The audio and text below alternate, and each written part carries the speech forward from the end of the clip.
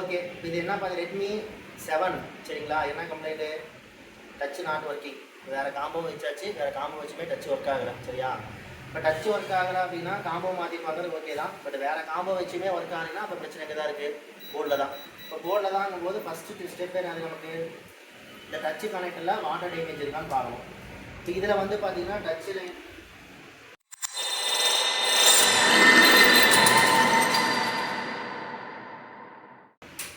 சரி, இப்போ டிஸ்பிளே கனெக்டில் ஏதோ வாட்டர் லாக் இருக்கான்னு பார்க்குறோம். இப்போ டிஸ்பிளே கனெக்டில் தான் டச்சுக்கான லைட்டிங் இல்லைன்னா அது இன்புட் ஆகுது சரிங்களா.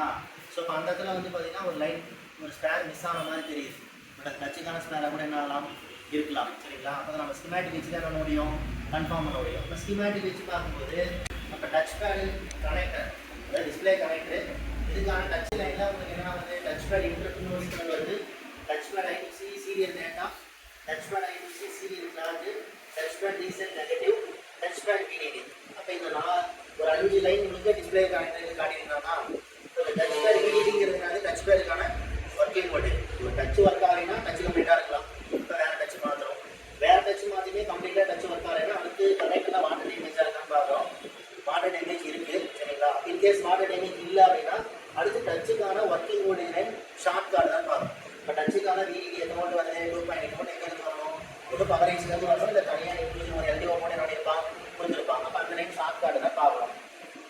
அடுத்து டச் பேடுக்கான reset, lock, data, interrupt signal இது எல்லாமே எங்கிருந்து வருது டேரெக்டாக SOCலேருந்தே வருது சரியா.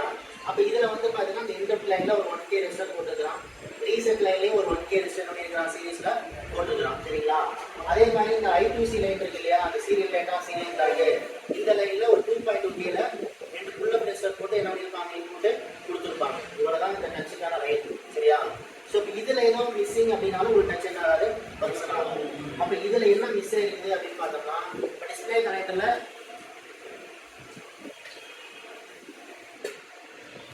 இப்போ டச்சு கனெக்டில் இந்த இடத்துல ஒரு ஸ்பேர் மிஸ் ஆகிருக்குது. ஸோ மிஸ் ஆனது என்ன ஸ்பேர்னு தெரியல சரிங்களா. இப்போ அப்படியே நம்ம லே அவுட் போகிறோம். இப்போ லே அவுட்டில் போனோம்னா அந்த இடத்துல என்ன ஸ்பேர் மிஸ் ஆயிருக்கு ரெசிஸ்டர் தான் மிஸ் ஆயிருக்கு. அந்த ரெசிஸ்டரோட வேல்யூ நம்பர் என்ன கொடுத்துக்கிறான் 62042 ஒரு நம்பர் கொடுத்துருக்கானா.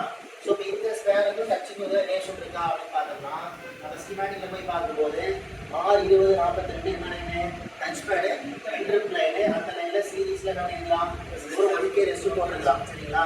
அப்போ அந்த மொபைல் வாட்டர் லாக் ஆனதுனால அந்த ரெஜிஸ்டர் வந்து ஒரு மாதிரி ஃபங்கஸ் ஃபார்ம் ஆகி அந்த ரெஜிஸ்டர் ஆயிடுச்சு மிஸ் ஆகி போச்சு சரிங்களா.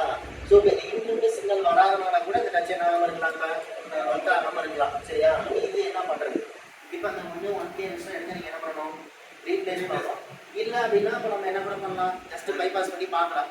இதே வந்து SDAC லைனாக இருக்குதுன்னு வச்சுக்கேன் அங்கே 2 புல் அப் ரெஜிஸ்டர் 2.2 கேள்வியில் இப்போ அதெல்லாம் மிஸ் இருந்தால் நீங்கள் என்ன ஆகும் கண்டிப்பாக ரீப்ளேஸ் ஆகாமல் அது பைபாஸ் பண்ணக்கூடாது சரிங்களா. இந்த இடத்துல இன்டர்ப்ட் லைன்லேயும் ரீசெட் லைனும் ஜஸ்ட் ஒரு 1K ரெஜிஸ்டர் போட்டுருக்கலாம். இதை என்ன பண்ணலாம் பைபாஸ் பண்ணி பார்க்கலாம். சரி இப்போ அந்த ஸ்பேடு வந்து பார்த்தீங்கன்னா அடியில் பேடுமே இல்லை சரிங்களா. அப்போ ஜம்பர் அடிக்கலாம்னா கூட அந்த பேடு இருக்கும் இல்லையா. ஸோ அப்போ அந்த பேடு நமக்கு தெரியல.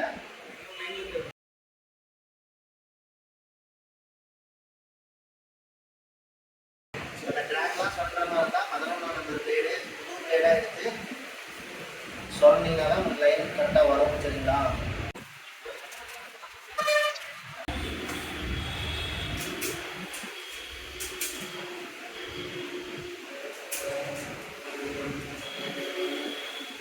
இது மாதிரி உங்களுக்கு சிப் லெவல் ட்ரைனிங் அதாவது என்னென்னா cellphone servicing, computer servicing, laptop servicing and LCD LED servicing chip level training வேணும் அப்படின்னா நம்ம பாரத் இன்ஸ்டியூட் சேலம் கான்டாக்ட் பண்ணுங்கள்.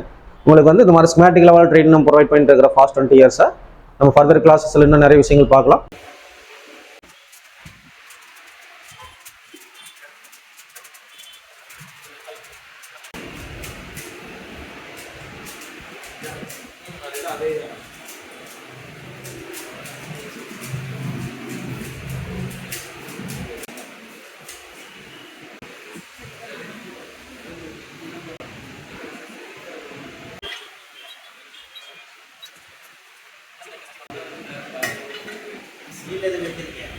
சரி இப்போ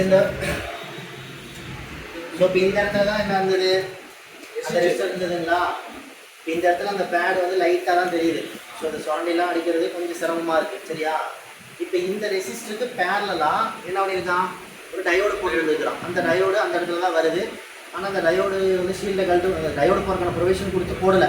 பட் இருந்தாலும் அந்த பேட் அங்கே என்ன பண்ணியிருக்கிறாங்க, ஃபிக்ஸ் பண்ணியிருக்கிறாங்களா.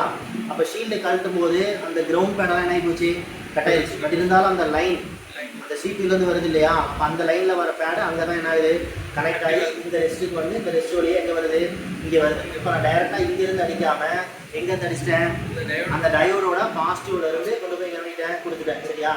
அப்போ இங்கேருந்து இங்கே லைன் வந்து இந்த ரெஸ்ட் வழியாக லைன் இங்கே போகுது. அப்போ இங்கேயே நம்ம த்ரூ பண்ணியிருக்கலாம். பட் இங்கே பேடு இல்லை. சரி, இப்போ இங்கே த்ரூ பண்ணியிருக்கலாம். இந்த பேடு மைல்டாக தான் இருக்குது, இது பார்க்கறதுக்கு இருக்குது. ஆனால் நம்ம ஸ்கோப்பில் வச்சு பார்க்கும்போது ஒரு மாதிரி புளியாட இருக்குது. அதில் போய் வைக்க முடியாது. சரிங்களா. வைக்கிறதா தான் வைக்கலாம். பட் இருந்தாலும் அந்த விசிபிளாக அந்த ட்ராக் அங்கே இருக்குங்கும் போது நம்ம ஏன் இவ்வளோ சிரமப்படணும்னு சொல்லிட்டு அங்கேருந்து லைன் எடுத்து என்ன பண்ணியாச்சு, அடிச்சாச்சு. சரிங்களா. சரி, ஓகே. இப்போ செட் ஆன் பண்ணியாச்சு. டச் ஒர்க் ஆகுதான்னு பார்க்கலாம். சரி, பேட்டர்ன் தெரியல, பட் ஆனால் டச்சு ஒர்க் ஆகுது.